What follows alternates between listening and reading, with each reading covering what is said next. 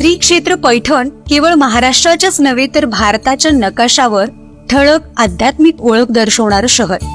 एकेकाळी 7 वाहनांची राजधानी म्हणून प्रसिद्ध असलेल्या ऐतिहासिक पैठण शहराला संत एकनाथ आणि संत ज्ञानेश्वर महाराज यांच्या वास्तव्यामुळे धार्मिक व आध्यात्मिक ओळख मिळाली. या ठिकाणी भरणाऱ्या नाथषष्ठी महोत्सवाला विशेष महत्त्व असून पंढरपूरच्या आषाढी एकादशी नंतर महाराष्ट्रातला हा दुसरा मोठा महोत्सव मानला जातो. या महोत्सवाला केवळ राज्याच्याच नव्हे तर देशाच्या कानाकोपऱ्यातून वारकरी भाविक आणि दिंड्यात दाखल होत असतात. शांतीब्रह्म संत एकनाथ महाराजांनी फाल्गुन वद्य षष्टीला जलसमाधी घेतल्याने तेव्हापासून या तिथीला नाथषष्ठी म्हणून महत्त्व प्राप्त झालं. नाथांच्या हयातीत देखील जनार्दन स्वामींची जन्मतिथी म्हणून षष्टीला नाथ महाराज महत्त्व देत असत.